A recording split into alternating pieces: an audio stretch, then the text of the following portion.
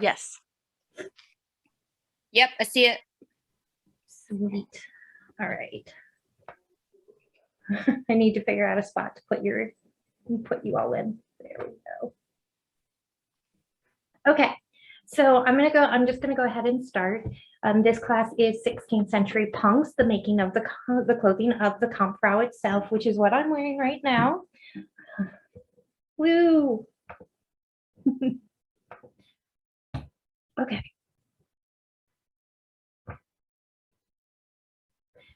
So brief introduction, we're going to focus on construction techniques, fabric and notion choices, style, and I'm going to briefly touch on the history of the Launch Connect, as well as the role of the women in the Launch Connect Army itself. So it's going to be kind of an all-inclusive class, which is fun. All right. Bear with me, I know this looks like a lot, but I promise I'll break down everything and you will have access to this PowerPoint presentation after the class as well. So the Launch Connect Army was formed in 1488 by Maximilian I. The army itself is broken into units, and each of those units are separate entities. So each unit would be responsible for getting their own contracts, getting everybody paid, and housing for all of their people as well. It's not uncommon in this time period to see Lance Connect units on either side of the same battle because their patrons just happen to be on either side of the same battle. So a necessary perk that every soldier had the right to was to bring with him a woman, be it his legal wife, a Mainheim wife, which I'll explain in a second, or a prostitute with him. These women were responsible for the upkeep of each camp, and they were also, we'll get into that a little bit more in a second, I apologize, but they were responsible for the upkeep of all the camps and responsible for the baggage train itself. The women of the Launch Connect Army were not only hard workers, they were fashion icons. The style dress that they wore became so popular that it permeated every status of society. And to the point that you see this style, the Launch Connect style of dress, even on King Henry VIII. So they might have worn it fancier, but nobody could wear it as ostentatiously, that's for sure. All right, so from when the Launch Connect Army was formed until the marriage of Maximilian to Bianca Maria Sofrenza of Milan in 1494, German clothing was very much Gothic in its inspiration. It isn't until she is married off and comes into Germany that we start seeing the influence into the German clothing become strictly Italian or majority Italian.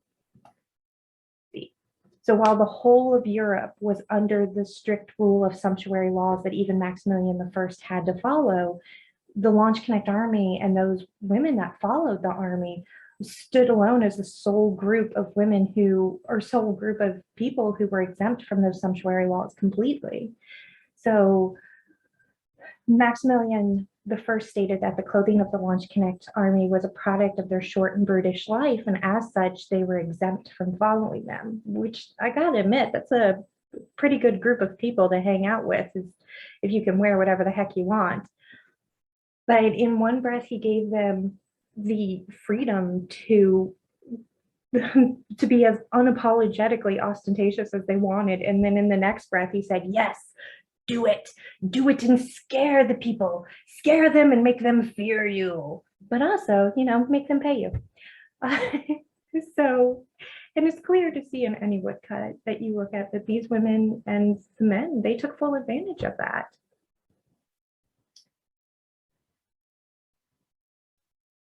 So there's three distinct styles that we see on the Kampfrau as the Launch Connect Army evolves as time goes on from the start to their eventual decline. The two styles that are previous to this dress, we're gonna go ahead and take a look at real quick.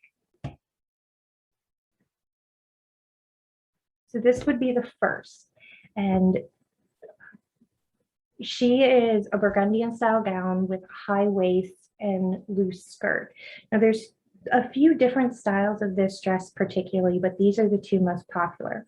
On the left, you see that she really doesn't have a waist on her dress and it's laced up the front, which becomes the precursor to the next style, which I'll show you in a second. And then on the right, you see this beautiful lady with her low collar dress, but that it has those pleats under the front and the front, and it has those same pleats in the back. Both of these styles led into what became the next style, a low collar chronic style gown. And you can see that this dress has a lot of the same bones as the dress that I'm wearing right now. It's just wider in the front and lace. And if you guys want to unmute and so you can ask questions or anything, that's totally okay. Go for it. If you have questions, please ask them. All right, so this dress is what turned into the style of gown that we are going to talk about today. So this dress is known as an Unterrock gown. When most people discuss Kampfrau clothing in general, this is the dress that they're talking about. This is the dress that is most commonly seen on woodcuts of the time. It was popular for the longest amount of time. We see this on woodcuts starting in about 1510, 1512, all the way up until the 1560s. So this is a pretty cool gown, and it can go for a very long time. This class, obviously, as I just said, is what we're going to focus on in this class, in particular, the style and construction of the dress.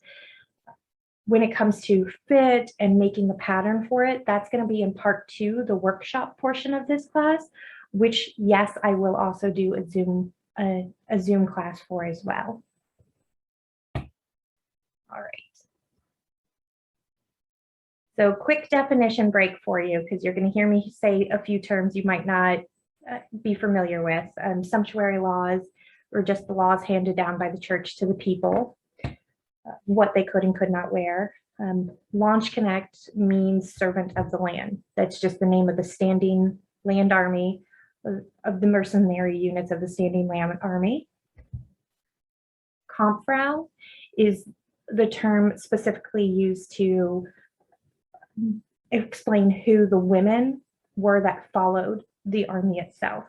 So it does mean, Kampfrau means camp follower. The other term that we have is Trussfrau, and it basically means wife. But since these women came from all walks of life and they weren't necessarily legal wives, I'm going to go ahead and just say Kampfrau. Now, Mannheim, this is a term you'll hear me say a few times in this class, but it's a May marriage. So it would be a contract between a Kampfrau and a soldier, and the contract would only be valid for the campaign itself. And the soldier would have to adhere to different different things that have been put into the contract. He might have to provide his Kampfrau with a certain amount of fabric or food or whatever through the campaign. At the end of the campaign, they could renegotiate the contract and either re-sign it or just walk away from it completely. A fun thing is, though, if he died while on campaign and that contract was still valid, then she was entitled to half of everything he owned, with the other half either going to his legal wife that was back home or to the church. So a Nährheim is a seamstress or a needlewoman. And then the Unterrock gown is this dress itself. It's the most common dress of the Landsknecht army, or the women of the Landsknecht army. And now Brustlein refers specifically to the bodice of this dress. So you're going to hear me say this a lot in the upcoming section. And when I say it, I am literally just speaking about the bodice, no skirt intended. All right.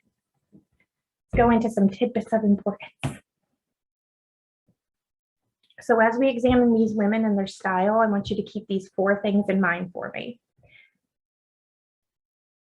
First and foremost, Kampfraus were expected to do all the the hard work in camp. And I mean all of it. So cooking and cleaning, rearing the children, digging the latrines, which I don't know about you, but that sounds the least glamorous thing I've ever heard. But well, and I certainly wouldn't want to do it in a great big dress. Right? But they did it. The Launch Connect women were always working in some fashion or another. But they were doing all of this while also marching along with the army. So their clothing had to be comfortable while protecting them from the elements, protecting them from the jobs they were doing. And their accessories had to be practical as well, all while never sacrificing that well-known style that we all love. So it's a little slow on this end, so I apologize. All right. Okay, so I'm going to argue that this is the most important of all the things that I want you to remember. The clothing had to be sturdy. So the stitches that if you were making something fancier would be placed with the utmost delicacy, and they'd be hidden and just be very delicate stitches that had no place on the women, on gowns of the Launch Connect women, no place whatsoever. These dresses are meant to be worn and to be brutally used. These are not to be looked at, they're to be used, which is one of the coolest things about the Launch Connect women. You're going to wash these dresses over and over again. You're going to sweat in these dresses. You're going to start campfires. I'm not going to dig latrines, but somebody might. But all of that while wearing this dress. So when you're constructing your dress, you want to always use the strongest stitch on the most important seams, and we'll go into that a little bit later. So speaking from firsthand experience, a strong running back stitch on the hem of a torn garment can look purposefully placed, and if done right, will last for years, even if done on the thick of it, in the thick of it on a battlefield. So that is a true story, and I do in fact have a hem like that on my purple underdress. So logically speaking, every Nairheim, every seamstress wants to make beautiful garb with the unseen stitch work. And the Kampfrau women were no different, but they knew what spots you should pay more attention to versus what spots you could take liberties with. And this is a dress that you can take a lot of liberties with.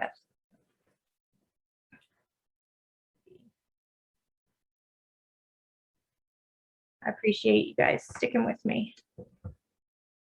All right, so third and not wildly talked about, even the Launch Connects had some clothing rules.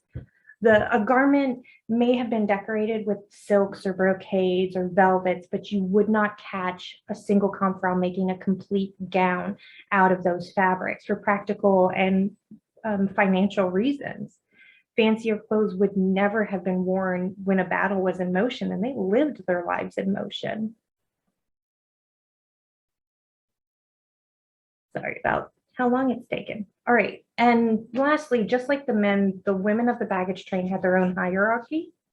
They followed their own hierarchy. They followed, the higher a soldier was in rank, the higher rank the female was. And so those higher status Kampfraus could and did set rules regarding the clothing that lower ranked Kampfrau had to follow, which is kind of a rude move in my opinion. But the higher your soldier was in status, the easier access to fabrics and embellishments you would have given the soldier's higher pay and or the terms of your Mannheim contract as well. So, but women also took part in the pillaging that the Launch Connect Army did, which the Launch Connect Army would only pillage if a patron hadn't paid them and they were desperate for food or whatever they needed. So, but they still did. It's not uncommon at all in this time period to see the Launch Connect Army pillaging. And the women would 9 times out of 10 be about 2 blocks behind the men who are fighting in any given town, pillaging the remnants of what's happening. But this was very much sort of a survival thing more than gain. All right. So let's get into some nitty gritty. Section 2, an artist and their canvas. We're going to talk about fabric, notions, and techniques. And some of what I'm going to say will make more sense when we start to look at styles, but hang in with me. All right. We talked about this briefly, but I'm going to go ahead and just read this real quick for you. So the Kampfraus led a life of arduous work coupled with ostentatious excess, which was reflected in their clothing and accessories, as well as in the techniques and fabrics used to construct those garments. While style and fit are of the utmost importance, and I will go into great detail on that in part 2 of this class, which is that workshop portion, the fabrics and the techniques used for these dresses is something that you need to understand before you can properly dissect a woodcut or dissect a relief. So that's what we're going to be looking at in this in the next 2 sections. Keep in mind that while you research that there are no extant examples of Winthrop gowns, we have woodcuts, paintings, accounts of the time from tailors themselves, all of which provide us with great insight, but we don't have extant examples. So a lot of guesswork goes into this stuff, and a lot of experimenting goes into this. But so while it might seem counterintuitive to discuss all of this prior to style and design, it'll be more helpful. All right, so it is easy to assume that as modern seamstresses and tailors that we have more fabric choices than our Renaissance counterpoints, but do we really? In Dry Schitten Schulfun, sorry, I can never pronounce that right, the Australian Master Tailor's book of the 16th century, there are 89 distinct fabrics mentioned by name. Even if some of the fabrics mentioned are more rare than others, these are all fabrics that the Kampfraus would have had access to, meaning that if not by purchasing, by bartering and pillaging, these would have all been plausible stock of the Kampfrau seamstress. So when you're choosing your fabrics, bear in mind that you have no limitation on what you can use. And when looking at fabrics, don't ever be afraid to use a blend. Blended fabrics are highly common in this time period. Linen cottons, linen wools, wool silks, all of these blends that you can think of, as long as they're a natural fabric, then they're documentable in this time period. The other thing that I wanted to let you know is that there is no color limit. Obviously, launch connects like the colors and they like to mix and match, but the only limit that you would have on what colors you can use are what you can afford to buy. So in period, yellows were some of the cheapest fabrics to get, whereas black was the most expensive fabric that you could get. Obviously, purple was kind of like a not going to happen, you're not getting, because only the crown would have access to that. But you have as many choices as you can possibly imagine, and then some. So in regards to sewing the unterrock itself, linen, silk, and wool threads are the most widely available.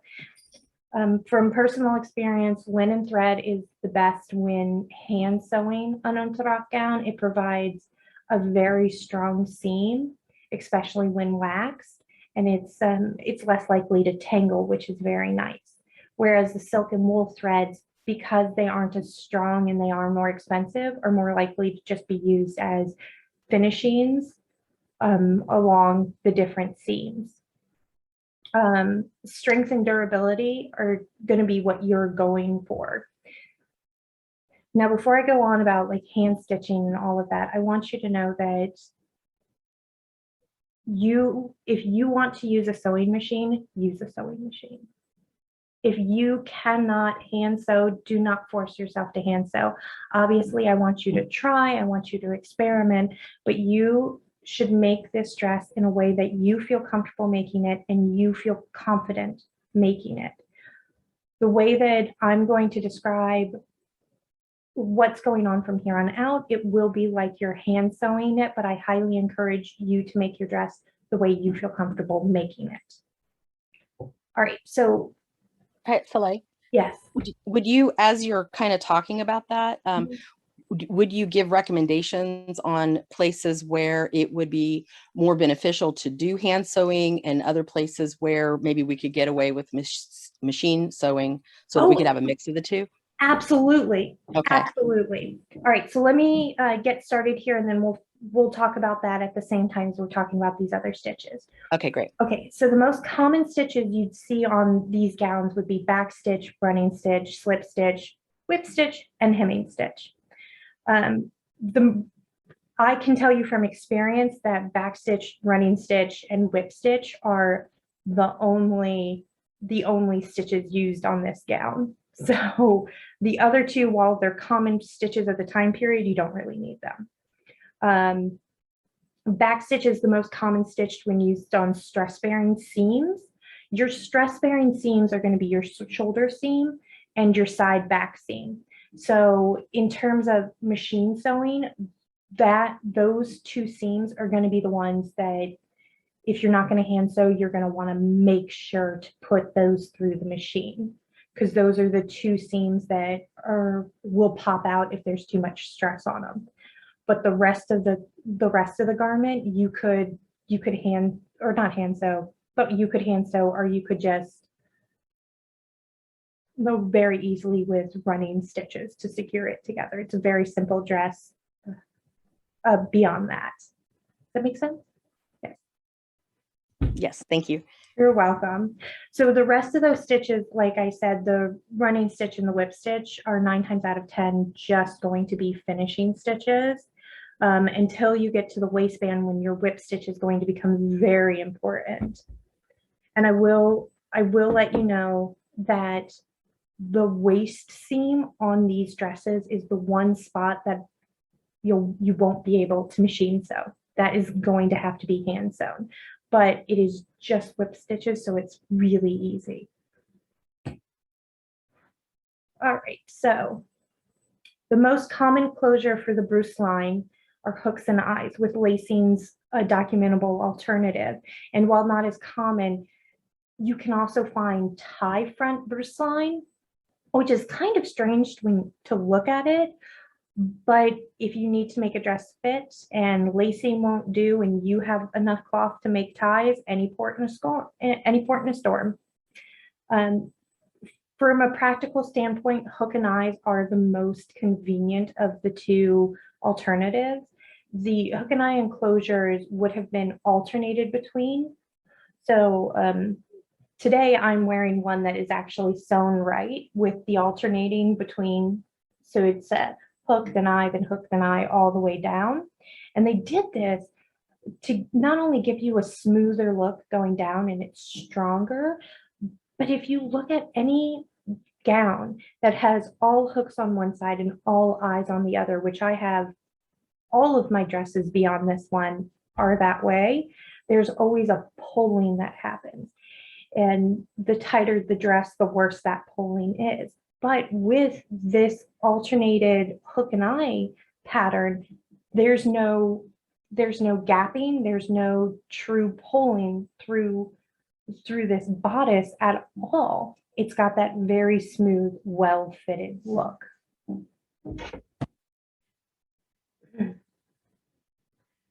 So with that out of the way, I'm going to talk to you about the skirt for a few moments. So most Brucelin of the time were constructed and finished completely. So your bodice is going to be the first thing that you're going to want to take care of. Once that is completely done, which takes a lot less work than it looks like, I promise, then you would start working on the skirt, because the skirt would be attached to that already finished Bruceline. So the skirt would not have been sewn into the waistline as you see on modern gowns today, where we pin it and then sew it with a machine and then fold it up and then finish the inside of it.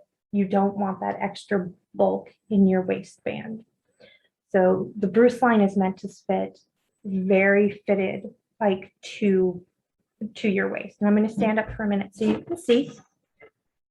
So it's meant to be very fitted and snug to your waist. If we were to sew the waist in the way it was sewn in modernly, you would add so much bulk into this waist that it would be uncomfortable, and that perfectly fitted waist that you have would now be too small. So what they do instead is whip stitch the edge of the skirt to the edge of the bodice. So when you let it go and you're wearing it, it sits almost at a 90-degree angle to each other. Does that make sense? Okay. Let's see. Are you mostly using cartridge pleating to pleat the skirt down? There's two. We're going to talk about that in just a second. I'm glad you brought that up. This skirt is cartridge pleated, but I also use knife pleats as well. It depends on the dress that I'm making. So, see, as for convenience, if the skirt is sewn into the waistband like we see modernly, then you would be doubling your work sewing it and doubling your work when you go to alter the dress in the future. So if you just do the whip stitching, you can take out a specific section of skirt, alter where you need to alter, and then just replete what you need to replete or reattach what you need to reattach. It takes a lot less time just doing a little bit more work now. Okay, so there are also patterns in that Australian tailor's guide that I told you about, where the bodice is attached to the skirt itself as the pattern piece. And you can see on the pattern piece that it has this bodice pattern, and then the skirt juts out extra on either side of that pattern piece, so that you can still get pleats into the skirt, but it's not as heavily pleated as if the skirt was separate from the Bruce line itself. And there's two trains of thought on this. One is that gown was specifically an underdress of some sort. And the other train of thought is that this would have been a dress worn by a servant or a working class woman, a woman that was working around fire a lot and couldn't wear a dress that was so fully pleated. She needed one that was more easily containable. I think that both of these are really good options. I think, both, why not both? Both are good. But it's also very logical to think that this would have been worn by a lower class woman or just as an underdress. So now we're going to talk about pleats. I told you, I promised you. We'll talk about pleats in a second. I'm sorry, I apologize. Okay, so real quick before we get on to pleats, I'm going to talk to you about lining. So the lining of the burst line, I prefer to do linen because it is strong enough, but it also has enough stretch. So it's comfortable, but it's still a breathable fabric. And you can do 1 to 2 layers of lining. It depends on how strong you want your garment. I just do 1 layer of shell and 1 layer of lining, and it's extremely strong, but everybody is different. The lining itself would have been flat lined. So the shell and the lining piece would have been completed separately and then just whip stitched together. For this, you could also use a sewing machine because you're just sewing it down along the neckline and the arms, and then sewing it down along the waist.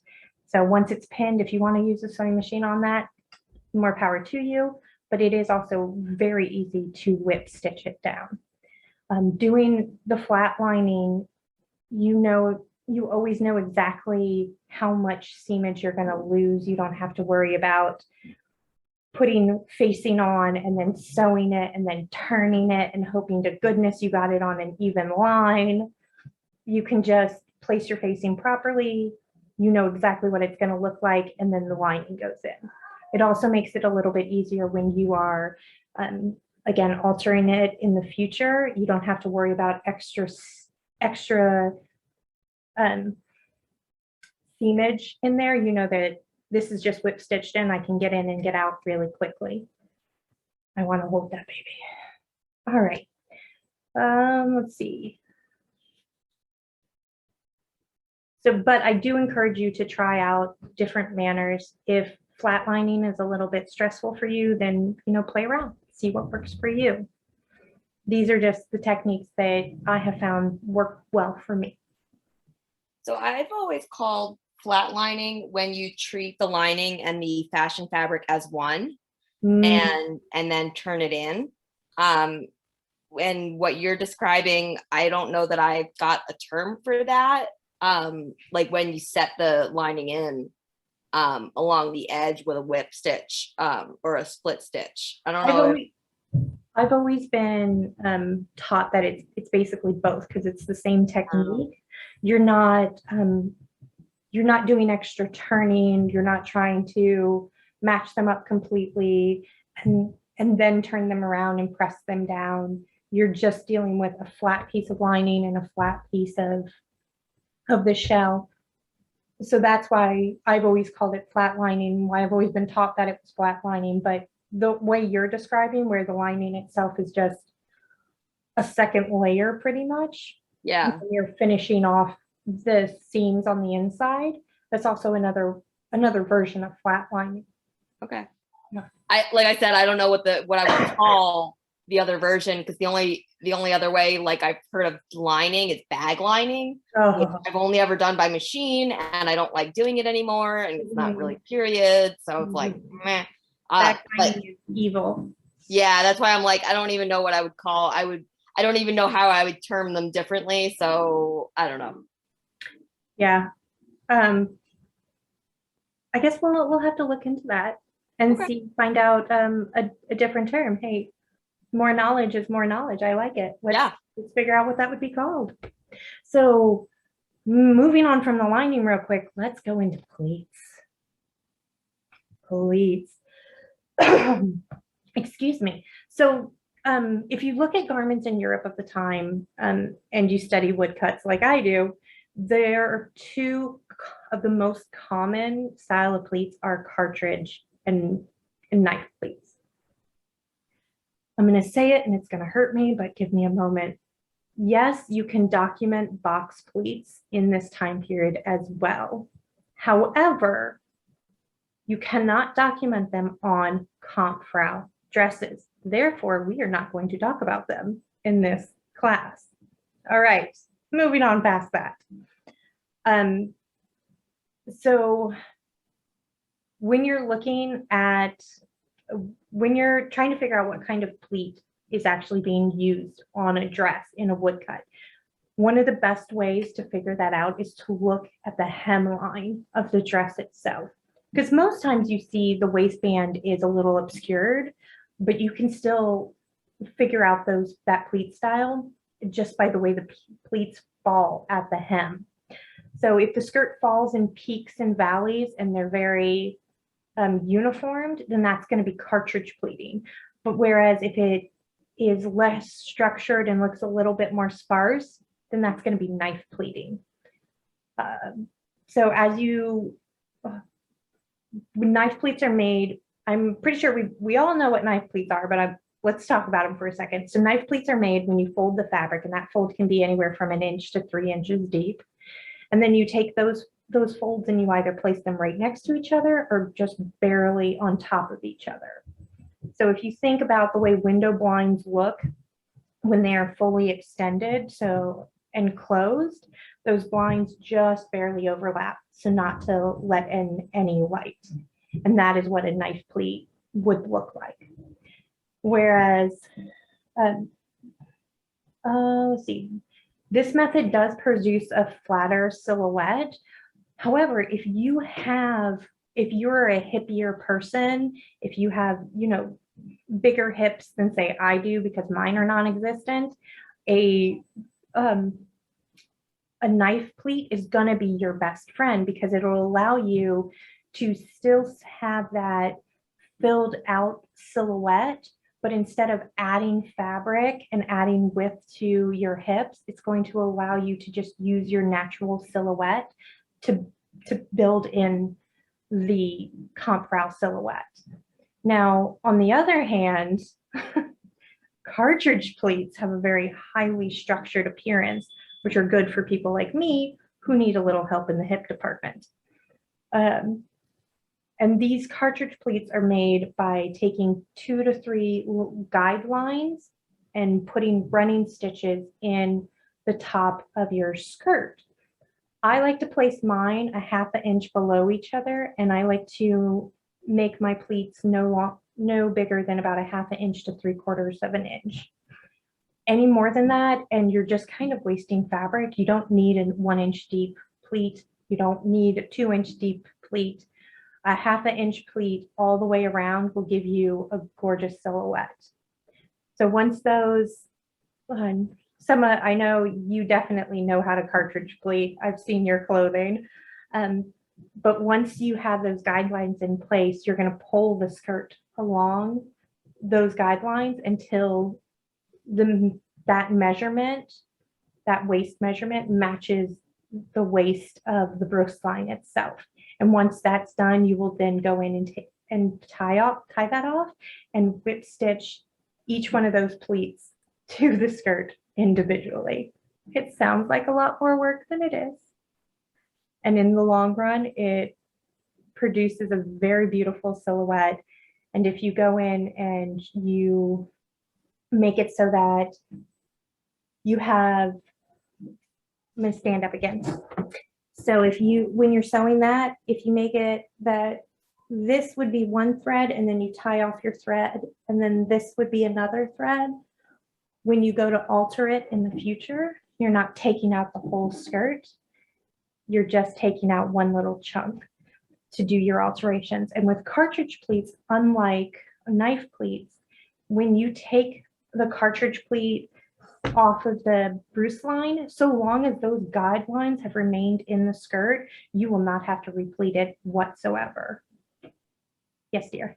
You can whip pleats in place without adding them to the bodice.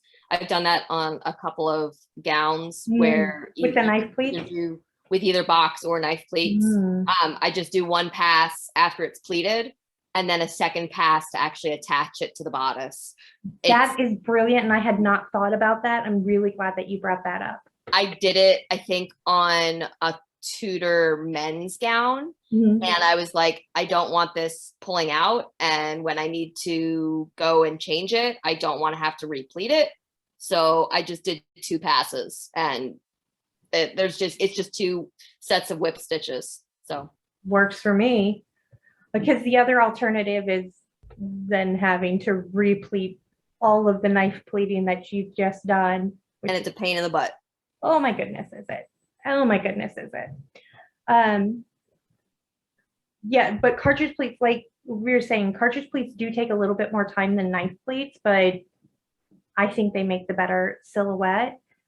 Again, however, if you're a hippier person and you don't want to add that much structure to your hips, then doing knife pleats are perfectly fine. And I know cartridge pleats are often padded. Would they pad knife pleats too? Yes and no. I mean, you can if you need to. I don't tend to pad my knife pleats. The only gowns that I use my knife pleats on are my underdresses, so I don't want any extra padding there. As for padding the cartridge pleats, the most padding I do is just one line of wool that I face the top of the skirt in. Yeah. Just to give it a little bit more. I mean, the less fabric you have, the more padding you can do to really help out that pleating, I guess. But I was just thinking of like thinner fabrics, or like if you're using linen and it's going to compress down really tightly or something. You could. I haven't tried it before, but I think we should. Okay. I think trying that would be really good. I like science. Science it is. All right. Let's move on to section 3, woodcut archaeology. We've made it. So in this section, now that we've talked about different techniques, I'm going to dive into talking to you about different woodcuts. Each of the woodcuts or the reliefs in this section I have used in my research when trying to figure out how to make different dresses. So I know for a fact that they all have good key information that will help you in your research. I do highly encourage you to take notes, and if you have the handout, which neither of you do, I'm sorry about that, there's spaces to take notes on there. After this class, I will make sure that this PowerPoint is available for you to go back and look through if you want to print it out and take notes. And I will also, the handout itself has been posted to the files of the baronial page, and I'll post it to mine as well. So you're able to take a look at both of those. All right. So up first, we have one of my very favorite woodcuts. This is the baggage train. And there are 27 individuals in this woodcut. I know that because I've spent a long time, hello, sweetie. I spent a long time counting them and labeling them. And I do have a wonderful printout with all the numbers labeled. A little bit later on, we're going to see this woodcut again, but just zoomed in on these women in the front. But even from here, you can see, looking at their skirts, you should be able to tell what kind of pleats they used in those skirts. For these women, the majority of them are all cartridge pleated, and you can tell by those peaks and valleys and how perfectly straight they are falling. An interesting part about this woodcut, and we can talk more about this in section 2 of it, or in part 2 of this class, but 3 of the women in the front line are wearing jackets that look like men's wombs that have just been altered down to fit them, which is a very historically accurate thing to do. It's very documentable for Kampfraus to be like, these are my pants today, not yours. Go find something else to wear. So this is Judas with the head of Hollifer knees. And her sleeves are outrageously beautiful, and I love these sleeves, but I strictly want you to look at the waistband of her skirt. And I'll let you two decide what kind of pleats do you think she's wearing in this dress. I would say knife pleats because they're laying so flat. You are correct. And if you see, they just barely overlap each other. Now, is that a belt or is that part of her bodice? That would be a belt. Okay. So she's, you'll see German women sometimes wear a belt that's very tight to their bodice, and then sometimes they won't. The only reason that I say it's a belt is because there looks like there's a gap underneath where the pleats are still going, and it's not the pleats are stopping there. Yeah. You like her sleeve? Now, this lady who doesn't have a name, she is quite interesting to me. How low her neckline goes on this dress, it's more rare to see this very low neckline than it seems, but her all I can think is nipples. She is just the nipples. But also, if you look at her shoulders, there doesn't seem to be an actual shoulder on her dress. It's invisible. It's just sleeve. I'm not exactly connection to the actual dress. Exactly. So it's very interesting. And there's some science that I'm going to need to do on my end to kind of figure that out more. But that particular invisible shoulder, you see a lot on different woodcuts. And one of the things that's interesting on this dress that I don't see on any other dress is if you look at her bodice, right at the mid under her breast, you see an extra line of slashing that I haven't seen on any other woodcut that I've done research on. So I'm not sure if this is just an artistic choice or if she was just that extra that she had to have an extra line of slashing. That extra. I think I think that the sleeves maybe like arm warmers, and because there was a small little bow on the top, so there may have just been tied so that they didn't fall down. That's a very good observation, and I'm going to show you a woodcut here in a few minutes with a better view of that invisible sleeve, and you can tell me what you think about that at that point as well. So this woodcut, she's more of a muted outfit than anything. She's not very ostentatious in what she's wearing, but I really wanted you to see more of that, the bottom. If you look at the bottom of the dress, you can see how shallow the pleats are on the bottom of the dress to indicate that she's wearing knife pleats in her dress. But at the same time, you can still see along her waist that she does have that nice structure as well. So she might have been a woman that had a girthier hip that is using those knife pleats to her advantage. And they could plausibly be stuffed as well, as Honora suggested. We just need to do a little bit more research on it. And I think it would be very fascinating to see that. Let's see. So our lovely pikeman and his wife here.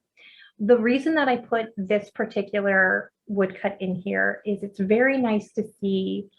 If you look at their skirts, he has cartridge pleating in his skirt, whereas she has knife pleating. So at the bottom of that skirt, you can see he has the very structured pleats, whereas hers, while they look structured, they're just barely overlapping each other instead of laying right next to each other. So I guess a better way to say, with cartridge pleats, the peaks and valleys will lay right next to each other. I apologize. Whereas with knife pleating, they will lay barely on top of each other. And with the fit of her garment, you can see that it is still very fitted to her body itself. Now, German women didn't wear bras. Our dress was our bra. So these dresses had to be comfortable but supportive at the same time.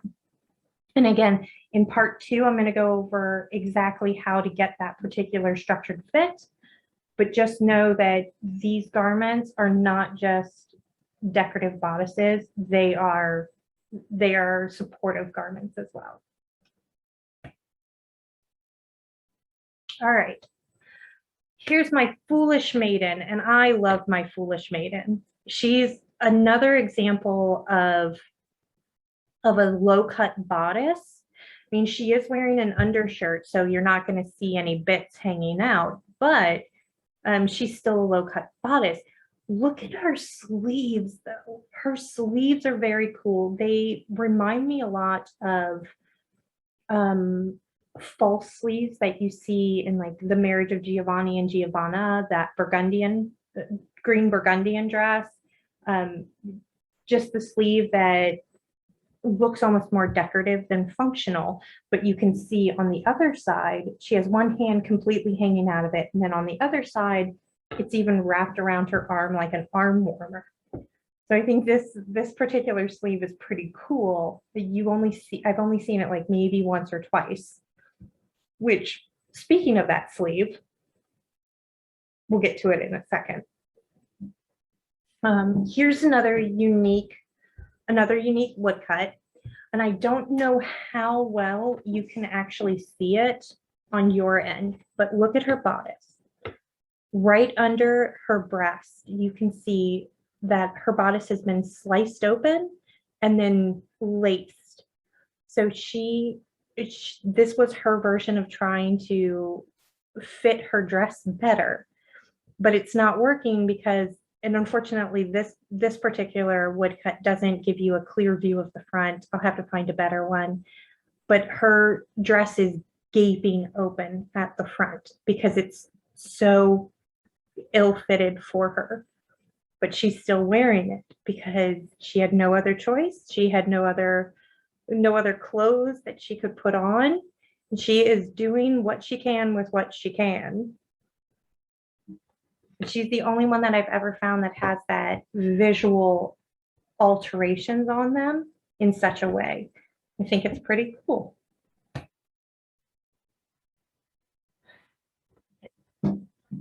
Now, these are not necessarily Kampfraus and launch connects. They look more like a middle class, let's say merchant class. But I put this in here because I wanted you to see from, oh goodness gracious, what just happened? I'm sorry. There we go. So if you look at her dress, you can see that it looks exactly like those, the Kampfraus. The same fitting, the same style of neckline, the same kind of pleating. She has just a tiny amount of slashing down at the bottom of her dress. And she even is wearing a wider apron, but it's still the exact same. So you can take this dress and make it as fancy as you want, and you would still, the pattern itself doesn't change. It's just the fabric that you use for it and the amount of embellishment that you give it. The Kampfrau started a fashion trend and it permeated everywhere. It permeated every ounce of society. So no matter if you want just a working class outfit like I make, or you want something fancier, you can still use this research for that.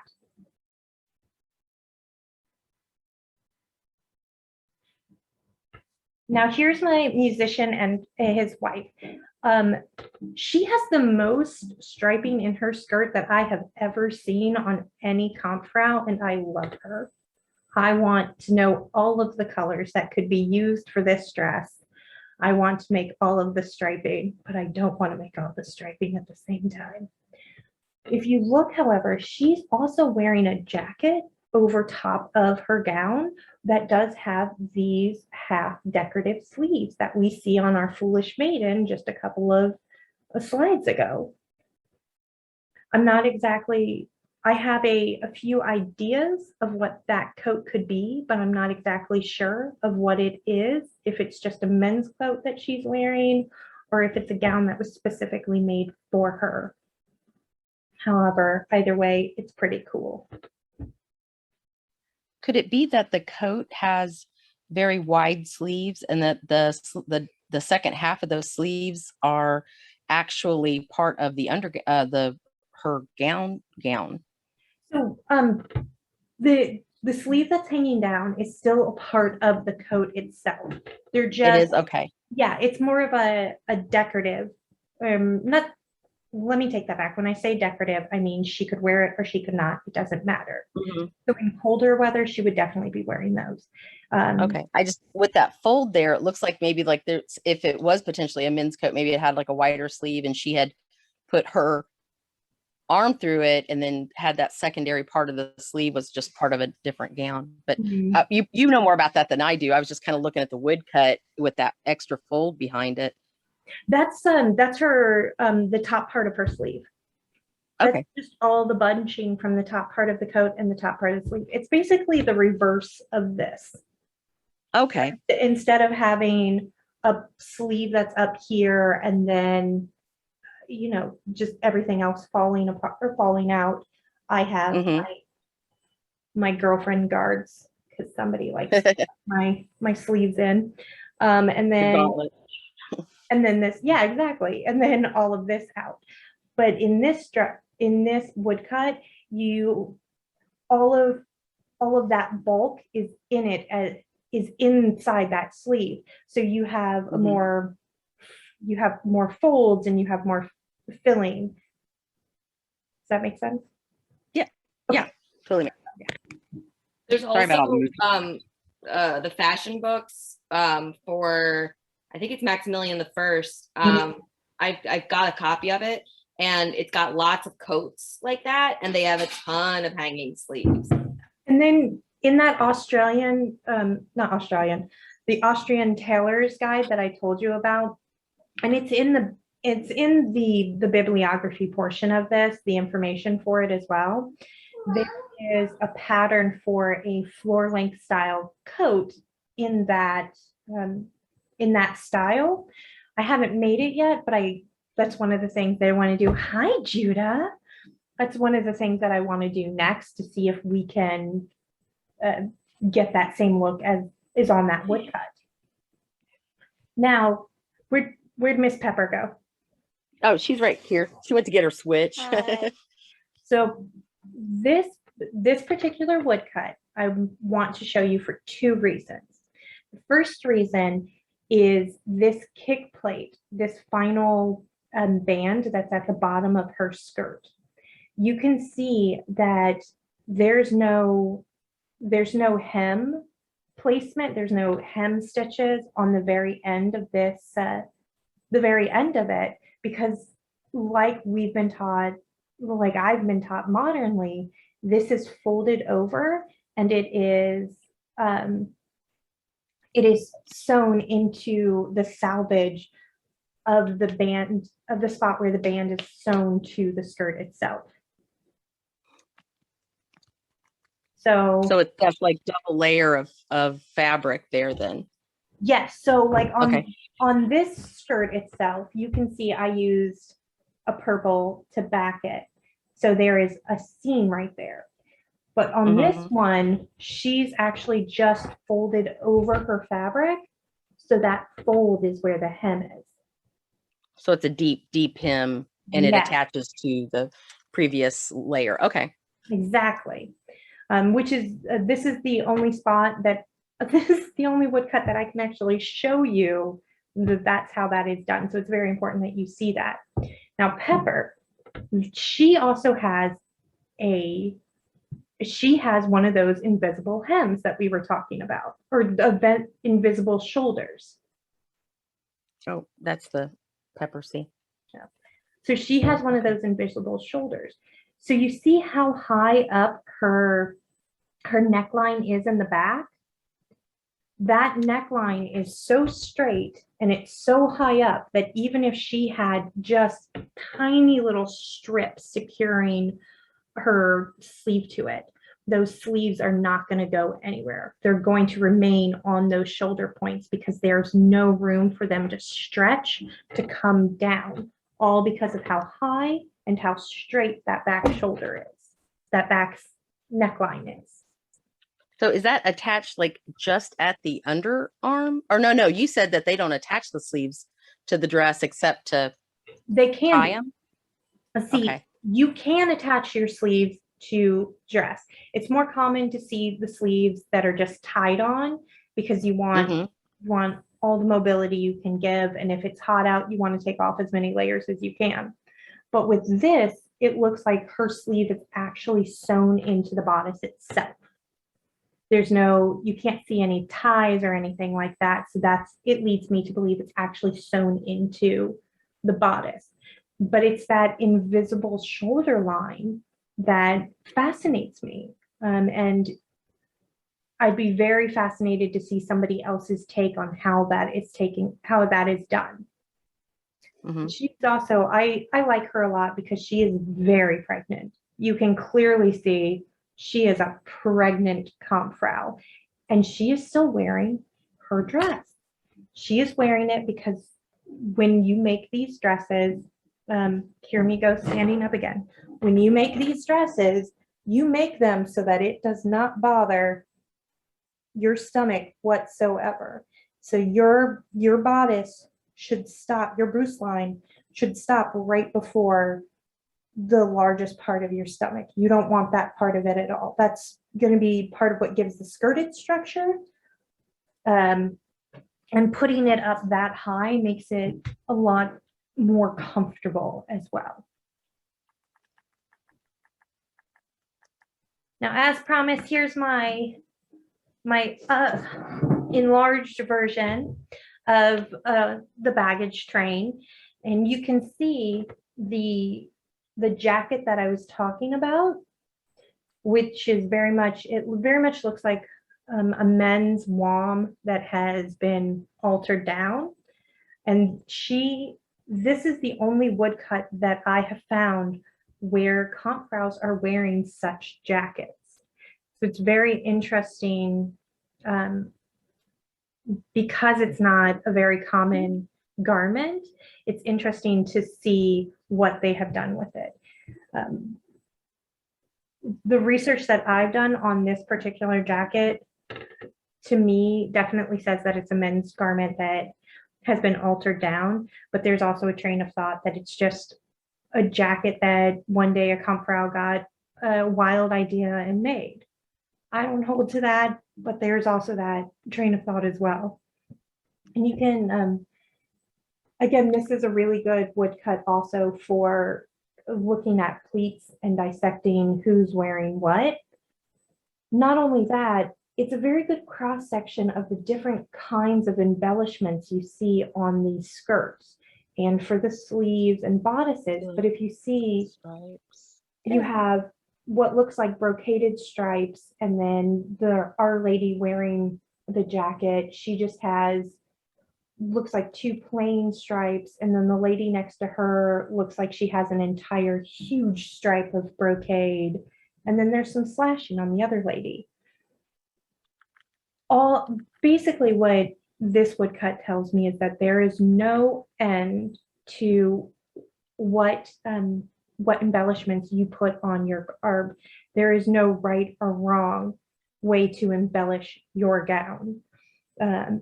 You don't have to do just plain stripes like that is on my dress or on the majority of my dresses. You can make them fancier if you want. That's not an SCA anachronism creative thing. That is a historically accurate way to go about making your gowns.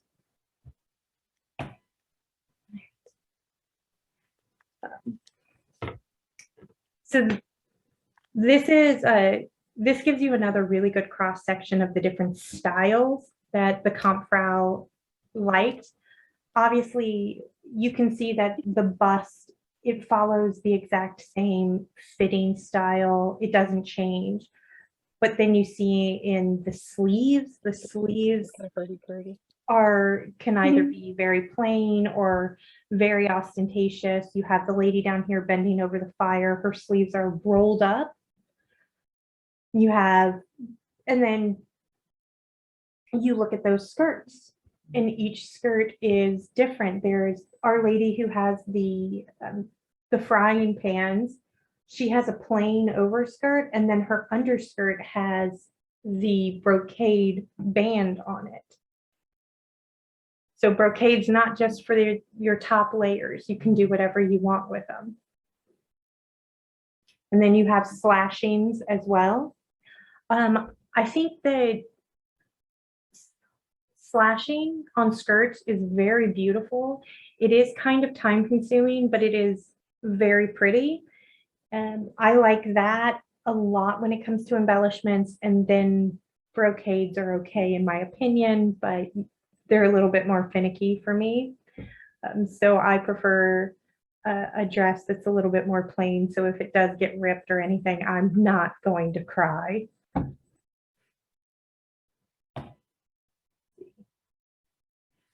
All right. So my lady who wants to tell you a secret here. She is very interesting. And the reason that I wanted to put her in here and to bring her to your attention, not just because she wants to tell you a secret, but the garment that she's wearing looks more like an underdress that the German women would wear than it does an overdress. So it looks like to me, decided that clothes are optional today, and she's pinned sleeves into the shoulders of her underdress, worn an apron. You can clearly see she's not wearing an undershirt and that her breasts are just out for the world. So she's wearing a collar to kind of contain that a little bit. But even you can see slightly where the neckline of this garment stops, and it is fairly low down, which would have been for an underdress. But it's just completely different than any Unterrock gown. This is definitely not an Unterrock gown, which is fascinating to me. You have all that smocking around the chest as well, which is something that is not done on Unterrock gowns itself. But she's very interesting to me for this reason. And you'll see her more when we do the accessories class, because she is clearly all about the accessories and not clearly all about the clothes.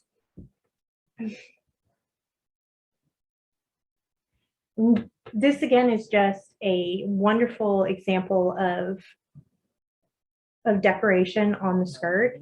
Her bodice has that same fit as the one I'm wearing. Her sleeves, you can see she's wearing the guards, and she has an extra piece that's right on her bicep. So this is a very historical thing to have. It's very easy to do, but she's wearing that just to contain her undershirt just a little bit, while to still give her a decorative look. And then on her skirt itself, you can see that she has chosen to do a band of slashing, which is most likely not an extra sewn in band. It's most likely just tacked to the skirt itself. That makes sense? Tacked over it. I can't hear you. I'm sorry, I forgot to unmute. So with something like that, would they have like done it with a fulled wool and then just tacked it over that? Would they have put another piece to pull the puffing through, like, so that you had like the? That's actually a good question. I'm glad that you phrased it that way. So on these skirts where you see the slashing, there's not going to be any fabric that's pulled through. Okay. It's just going to be a decorative slashing. So you can do it where you take a different color of fabric than the rest of the skirt, and you put it under there, and you tack it down to the skirt itself. Or I've seen people make it a completely separate band as well.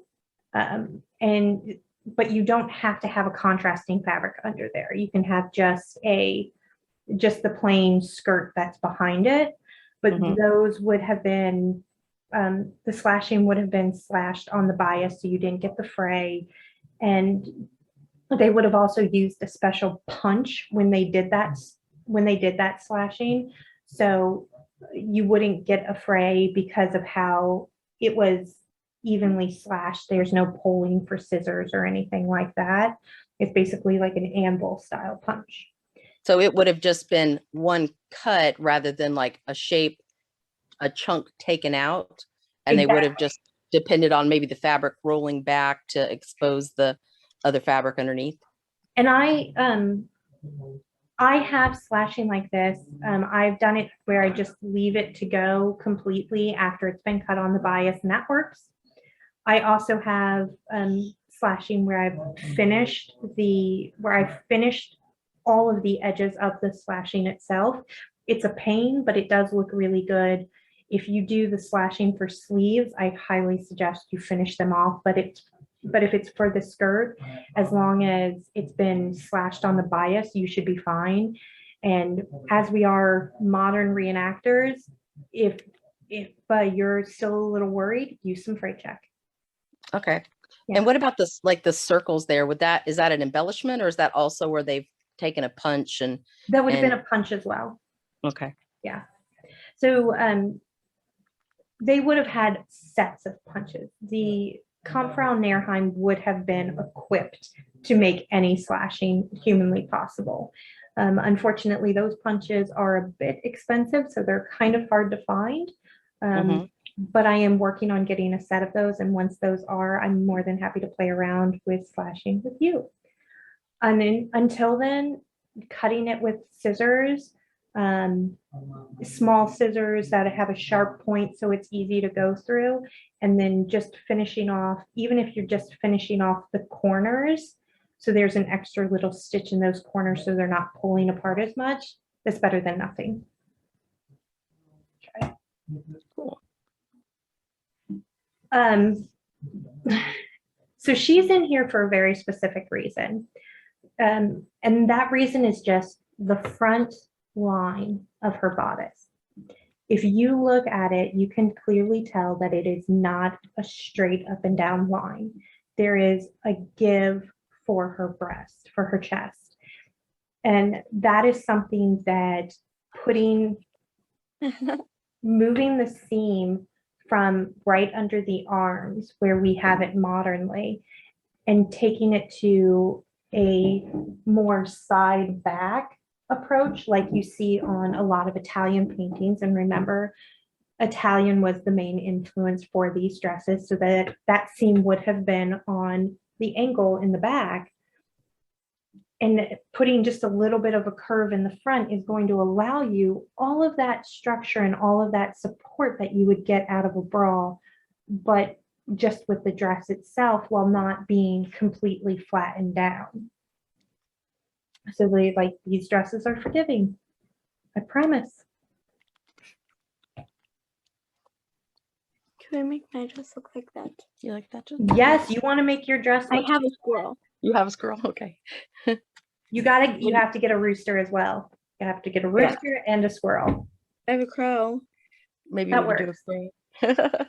But this is the end of the class. So if you have more questions, please ask them. I'm more than happy to talk to you about them.